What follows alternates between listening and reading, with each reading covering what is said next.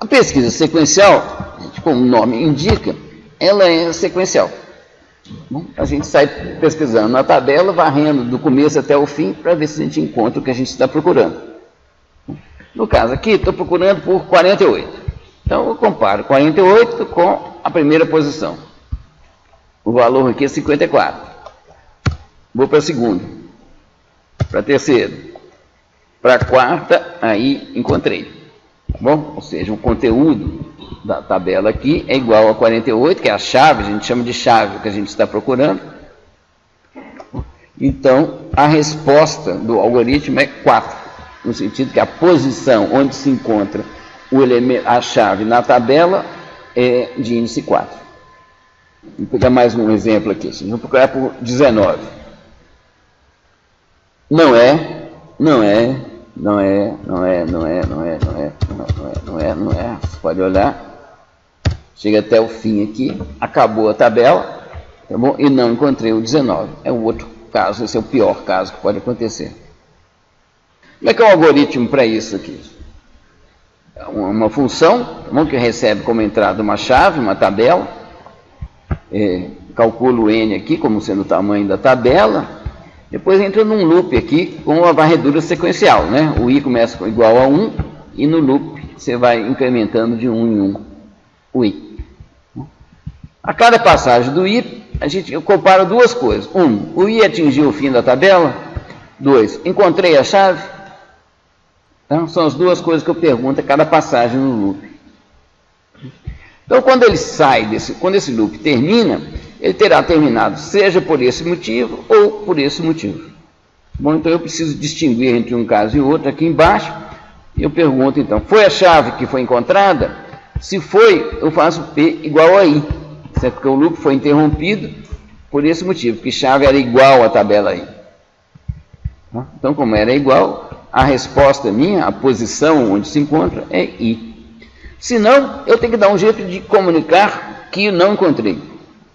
Então, aqui é uma convenção que eu mesmo que criei, eu estou retornando como valor a matriz vazia, que é por convenção. Quem estiver chamando isso daí, você chama a pesquisa sequencial, pergunta se o resultado foi a matriz vazia. Se foi matriz vazia, é porque não constava da tabela. Então, esse aqui é um algoritmo de pesquisa. Um simples, que eu encontro a primeira ocorrência. O que pode ocorrer também, pode acontecer, a gente ter mais de uma ocorrência. Tá bom? Estou procurando por 15, o primeiro algoritmo que a gente fez aqui, ele olha aqui, encontrou e ele para aqui, certo? Na primeira ocorrência. E com isso, ele perde essa e essa ocorrência aqui. Com uma ligeira modificação do nosso algoritmo, a gente consegue encontrar todas as ocorrências. Tá bom? Então, a gente vai devolver, ao invés de ser uma posição, a gente vai devolver um vetor de posições. Que vão reparar aqui, o P inicializado aqui antes, ele começa com matriz vazia, o I começa igual a 1, e também você tem I igual a I mais 1 a cada passagem do loop. Aqui no meio do loop, o loop percorre a tabela inteira sempre. No meio do loop aqui, se o elemento da tabela for igual à chave, eu acrescento o I ao vetor P. Tá bom? Eu faço P igual ao seu valor antigo, acrescido de um elemento, que é a posição I. Tá bom? Então, com isso, no fim desse loop aqui, eu terei em P todas as ocorrências na tabela da chave.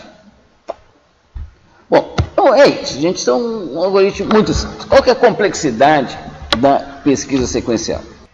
Se N é o tamanho, né, da entrada, no caso aqui, o N é o tamanho da tabela.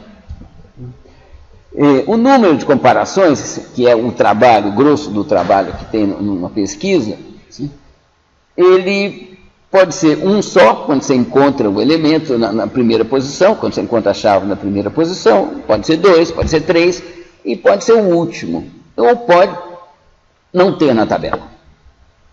Bom, então, o número varia entre 1 e N, o número de comparações que você faz.